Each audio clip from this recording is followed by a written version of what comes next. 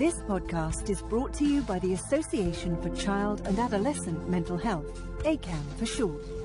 You can find more podcasts and other resources on our website, www.acamh.org, and follow us on social media by searching ACAMH. Hello, welcome to the In Conversation podcast series for the Association for Child and Adolescent Mental Health, or ACAMH for short. I'm Jo Carlo, a freelance journalist with a specialism in psychology. To tie in with Refugee Week, June 2022, I'm interviewing consultant educational and child psychologist Dr. Tina Ray, who is a board member of ACAMH. Tina has 40 years' experience working with children and families in clinical and educational contexts. The focus of today's podcast is on child refugees and how best to support them within educational settings. If you're a fan of our In Conversation series, please subscribe on your preferred streaming platform. Let us know how we did with a rating or review, and do share with friends and colleagues. Tina, thank you for joining me. Can you start with a brief introduction about who you are and what you do? Thanks very much for inviting me to take part in this series. I'm also a fan. I'm an educational child psychologist, as you said, and I focus primarily on mental health and well-being of children and young people. And it's been my passion for over 40 years now, both as a teacher prior to becoming a psychologist and as a psychologist. I'm also an author,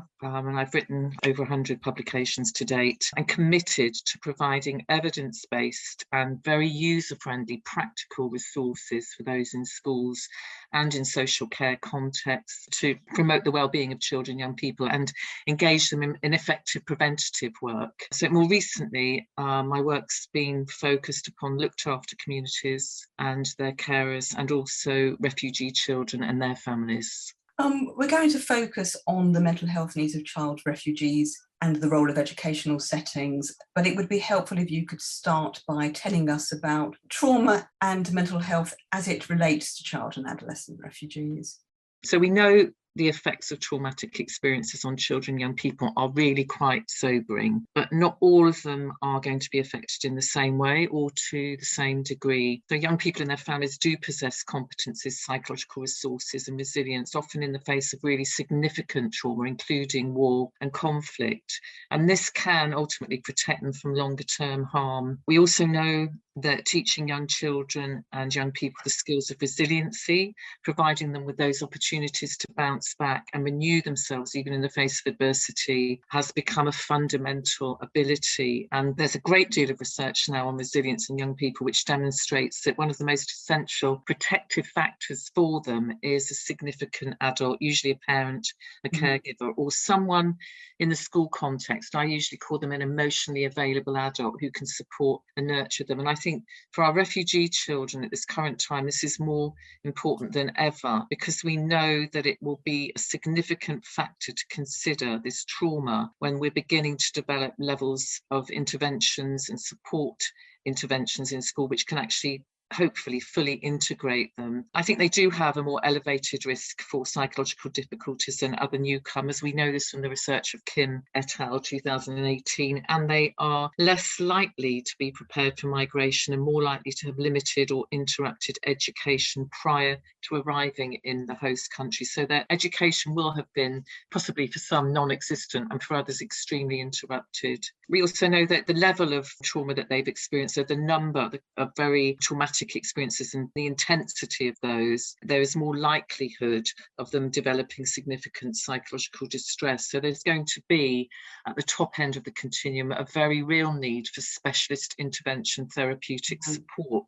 From my perspective as well, there is really important, I think, for schools to understand that there is a real risk if those children have been exposed to violence in their home country. This is possibly the most significant risk factor for subsequent healthy psychological development. So any kind of integration process in a school context has to really focus on safety and security initially, alongside the development of social support in both the school and social context. These are the things that really have the most positive impact on a child or young person who's experienced such trauma. The one thing that I would say is that a very clear and pertinent message to school-based staff in particular is that it is absolutely vital that we understand the specific needs of individual refugee children, because they are not all the same. And there's so much research from Enholt and Yule, Kim et al. That shows us this fact. They are very different in terms of their psychological presentation. So it's very important that we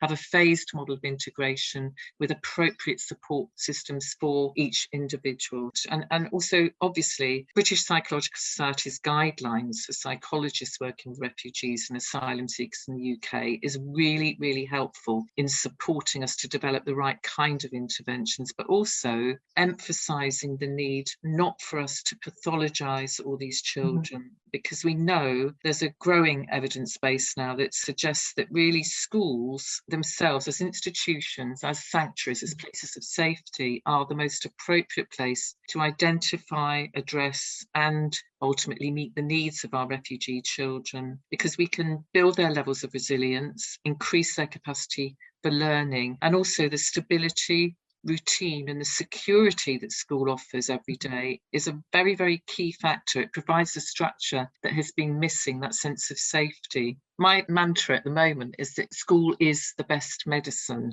and it's really important to hold on to this fact when we are attempting to reintegrate them and support them to engage in post-trauma growth, really. I want to go sort of drill into the detail about the integration into schools and the role of schools. But before we go there, I just wondered if you could set the scene for us. So when it comes to child and adolescent refugees, what tends to happen in terms of their initial entry into schooling and education? There is obviously at the outset an assessment undertaken, and I think this is really, really important as to the needs of that individual child or young person. And from my perspective, 6 key areas that most schools who are engaging in what I would call or consider best practice will actually focus on, in particular, 6 main areas of support.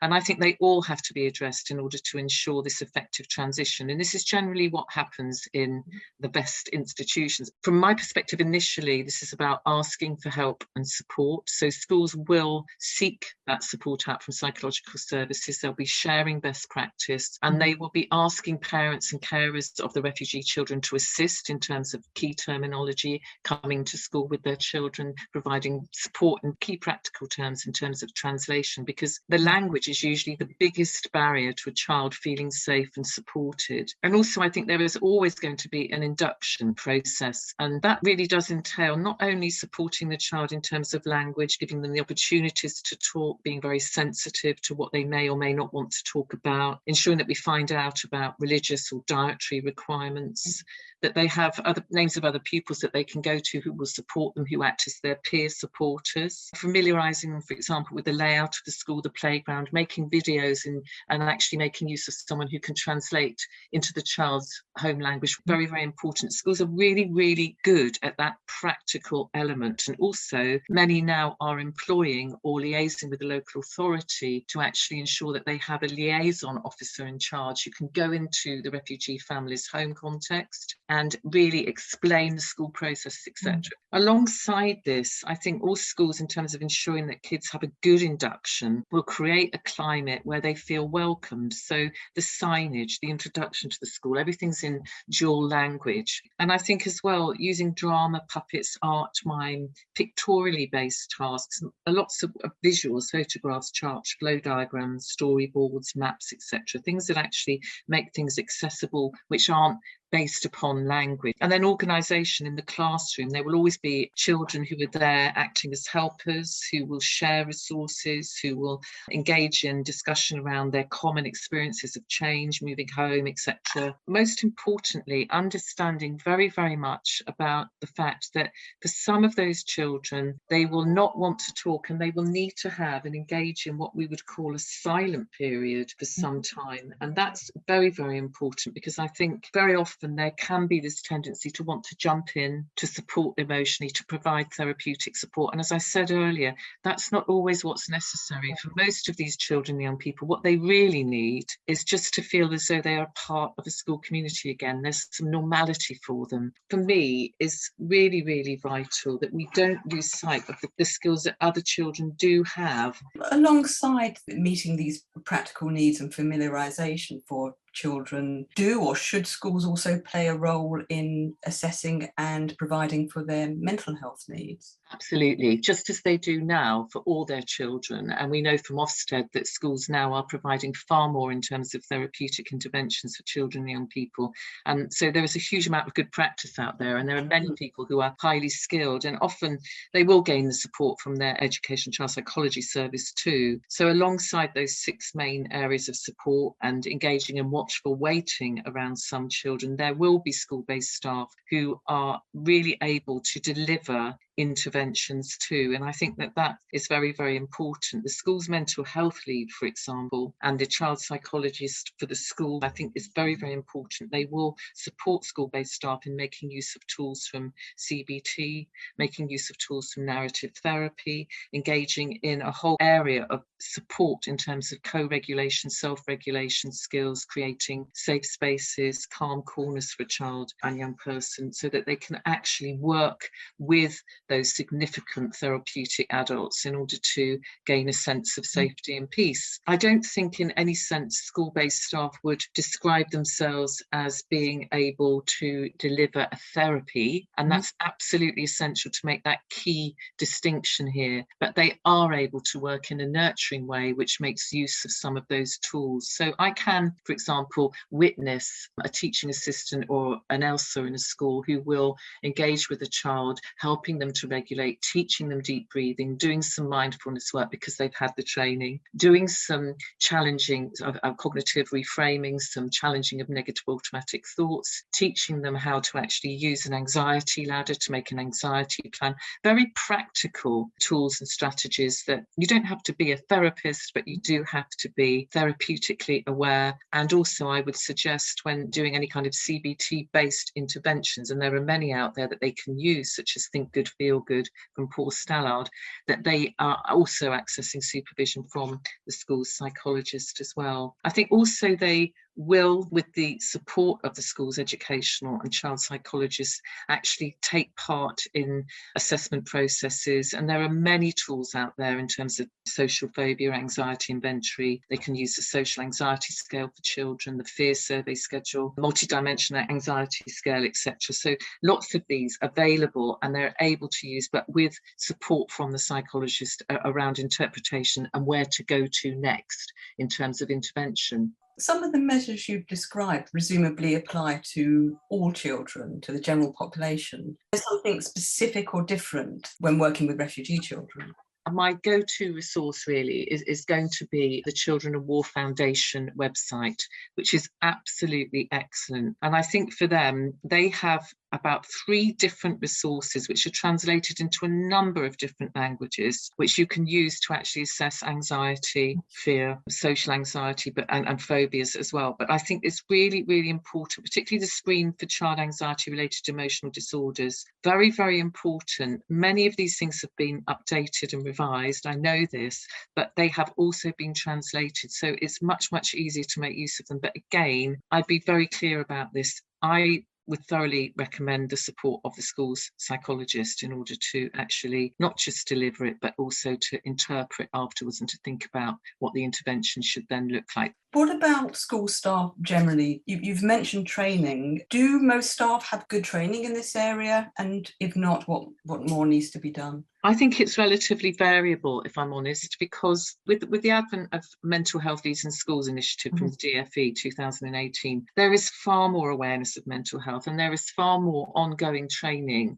in terms of actually thinking about wellbeing, thinking about mental health in schools. And I think it's important to remember that although access to therapy is not seen as the norm in the majority of educational contexts, this increase in mental health difficulties, particularly related to the COVID pandemic, I would suggest in the last couple of years, has made people far more aware of the need to gain a basic knowledge base of therapeutic approaches, what does and doesn't work. The increase in self-harm and eating disorders in particular has been phenomenal. I mean, NHS monitoring over the last 2 years has shown us this, and it's increased predominantly in younger children and in boys. So I do think think that mental health leads in schools, designated safeguarding leads and the SENCO do have a key role in terms of training for the whole staff team. Interestingly, from my perspective, what is very important to factor into our thinking is that at the school-based level, the people who are ultimately being asked to engage with vulnerable children and those with anxiety are teaching assistants, probably some of the most lowest paid individuals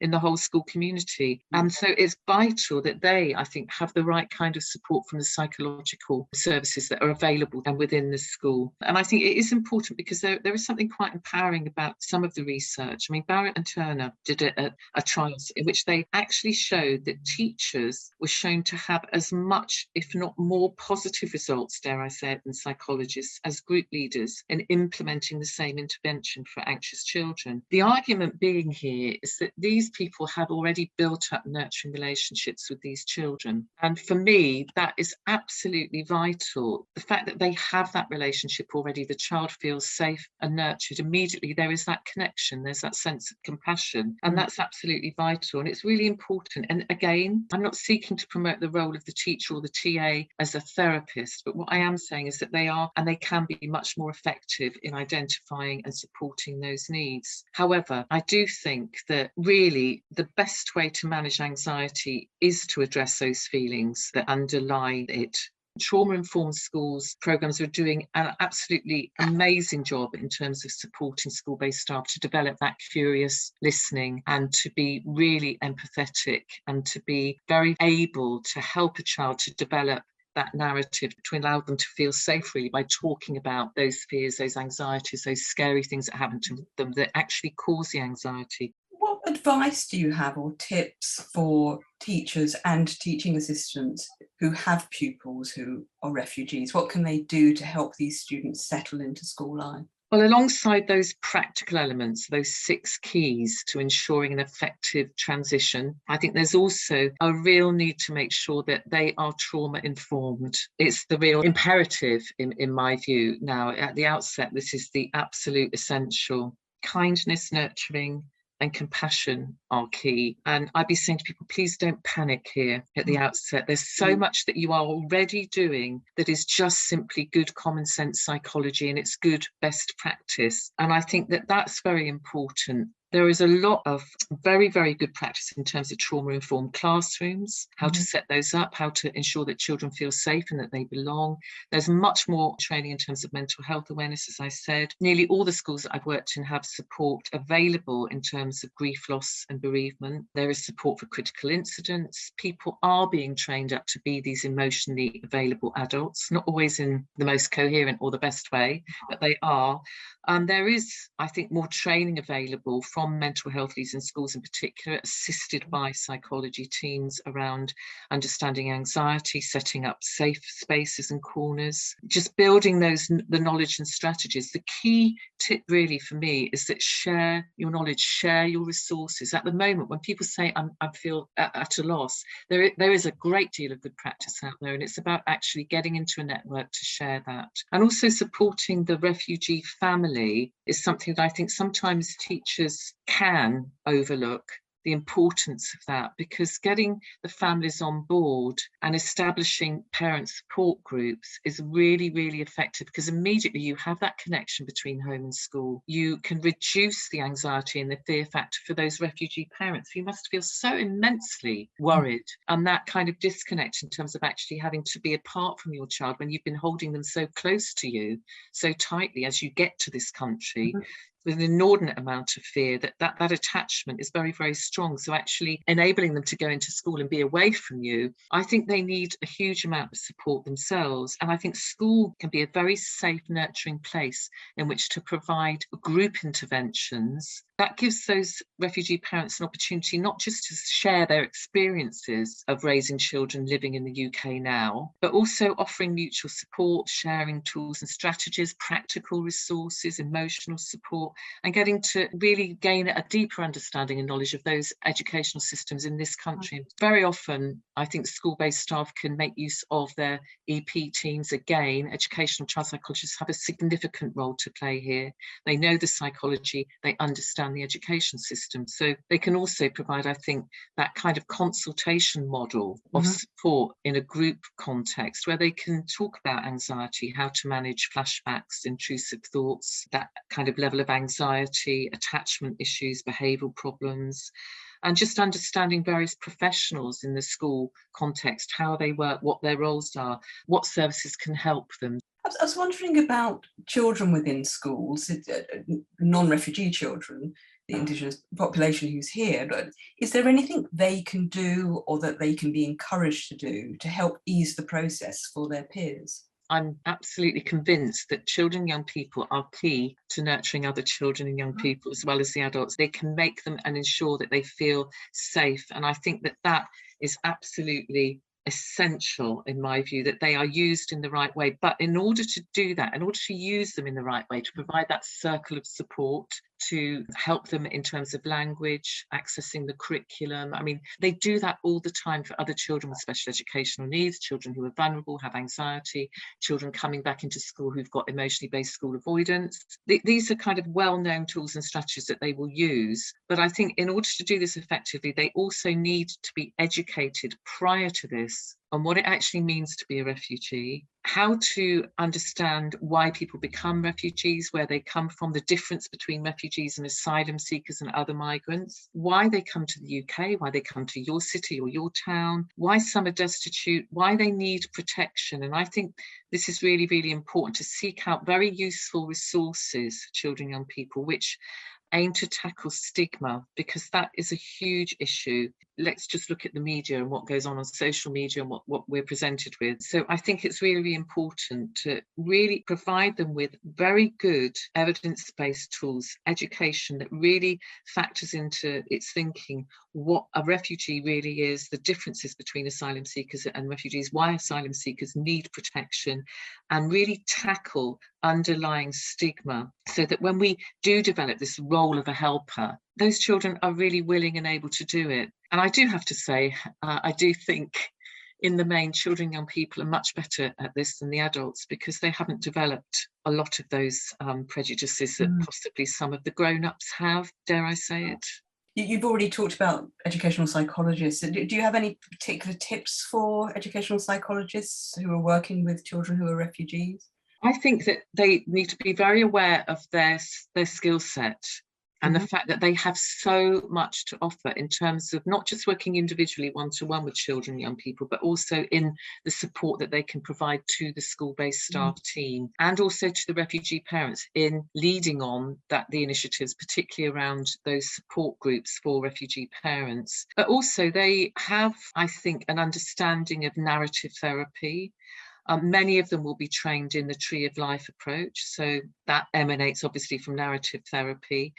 And I think that that's very, very important. There are many templates available online for that intervention, but I think it's important people just don't pick it up without additional training and input and understand how to use it, because I think that it's a very, very powerful tool for actually working individually to help a child make sense of their journey, their experience, to create their story, their narrative over, say, 5 or 6 sessions. But really, really important that, you know, psychologists can and do use that kind of intervention as and when it's needed with individual children. I think also that there is something very powerful about using tools and strategies that are emanating from cognitive behaviour therapy that are not CBT2, and actually modelling that for school-based staff so that they understand how they can make use of those tools effectively in a safe way. I think there's a real element here of the EP taking on the role of the trainer, the support person for those people in schools, because they're not there on a daily basis delivering, the other people are, and they have got the skill set to do that. And they've also, I think, got the skill set to provide really good training around mental health, around anxiety, grief, loss, bereavement, critical incidents, solution-focused approaches, for example, and mindfulness. Many of them are trained up, particularly in CBT now. I think my key message to EPs is get skilled up, recognise the skill set that you do have, and really sit down and reflect upon how you can use that in the schools that you support. Tina, when it comes to the mental well-being of child and adolescent refugees within the context of educational settings, what have we learned from the research in terms of need and best practice and so on? I said this previously, I do think that ensuring the 6 main areas of support are met is key. These were based on the research, there's an evidence base. Those 6 keys were identified from research originally undertaken in 2004 by the then National Union of Teachers. So I think that's vital. But ultimately, the most important message that comes from the research, in my view, is that trauma can be healed through nurture. Changes in the brain will happen through these positive relationships and the sense of safety and security that is created for most of these children and young people who are refugees. And I think it's really important to remember this. Best practice tends to be underpinned by this fact. And I have said this previously, school is the best medicine in essence. And the research tells us this quite clearly, providing routine, structure, safety, compassion, recognising the individual, and not generalising so as to then provide this bespoke intervention some may need, is what really needs to happen. This is what constitutes best practice, and this is what the research does tell us ultimately. So given what is known about best practice, what is your message to educational leaders and policymakers? Without being politically incorrect, at this moment in time, I think we need to provide the right resources, and more are needed to support mental health of children and young people in schools in general. Everyone who works in mental health in terms of working with children and young people in schools and outside of schools know that there's a huge issue here in terms of unmet needs and the fact that the actual resources are so incredibly limited. Alongside this ongoing trauma, the COVID pandemic and the increase in mental health difficulties. And I think this is as the result of lockdowns, but also that inability to socialise, that the lack of social contact and community. And I think children and young people really now, on top of this, are being exposed to this trauma of war, which, you know, on a daily basis, there's stuff on the news that I think can be very re-triggering for some particular refugee children, but also for children, young people. So there's a huge difficulty here and a real massive problem developing, because I think it's as if this collective trauma has been doubled almost in a very short space of time since this war erupted. Added to this, we're now navigating the arrival and transition of thousands of refugee children into our country and educational system. So I think my message is simple, basically. It's to listen to those who are trying to give this support, find out what they need and provide the financial support. There's a moral imperative to do this, in my view. Tina, as you mentioned earlier, you're a prolific author of educational resources. You've already recommended some resources. Can you recommend any other resources for our listeners who work in education with refugee children and adolescents? Yeah, I think starting with storybooks, it's always a good place to start, because not only for refugee children to read about people's experiences that are similar to theirs, that make them feel that this is something that other people experience, that it has been, there's a kind of normalisation process, but also to educate our children and young people, I think is vital. And there are a huge number of resources, some of them for early years, such as The Colour of Home by Mary Hoffman, The Librarian of Basra by Jeanette Winter, that's for 5 to 11-year-olds. Also The Silent Seeker. There's a wonderful book by Benjamin Zephaniah called The Refugee Boy. Again, that's also includes a range of session plans for schools for children and young people aged 11 plus. And then The Other Side of the Truth. Again, that's from Beverly Naidu. I think there are a lot of really good, useful publications and training resources available on the Children and War Foundation. One of those is the resource which is called Writing for Recovery Manual. And again, this is kind of narrative therapy. It's all based on writing for recovery from the work of Panibecker. There is a huge amount of resource available, again, online, which people can download in terms of helping them to develop tools and strategies from CBT approaches, calming approaches. And I think there are a plethora of resources to support staff in educating themselves about trauma the impact of trauma and how to support children with anxiety. So Perry and Hambrick, the neurosequential model of therapeutics. Again, stress trauma, post-traumatic stress disorders, that's an introduction from Perry. I have produced a range of tools and strategies to support staff in schools in using therapeutic tools, including essential guides to mindfulness, solution-focused brief therapy, cognitive behaviour therapy, positive psychology. And I think people don't have to feel overwhelmed, because there are a huge number of really useful practical resources that will help at this current time. Tina, is there anything else in the pipeline for you that you would like to tell us about? Yes, I've just finished yesterday. We had the first draft all through of a new publication, which is around talking to children and young people about war, and also supporting children and young people who have experienced trauma and war and are refugees. This is going to be published in probably November by Routledge. I'm really delighted that this is happening. I've had fantastic support from Aardvark, who are the designers who have given their time pro bono to this. So they've made this look an absolutely beautiful resource, very, very accessible. So there are 6 chapters here. One is around talking to children, young people about war and conflict, how to do that effectively, how to thought check, etc., etc. So really practical. Understanding trauma in the second chapter is also an essential. So going through early childhood trauma, the symptoms, advice for adults working with children who've been traumatized. Then a specific focus on refugee children and young people. So much of what I've said today in this podcast around the 6 main areas of support, using key tools to create safe spaces, using tools to move from hyperarousal to the window of tolerance, etc., and vice versa. Tree of life, physical activities, loss and bereavement support.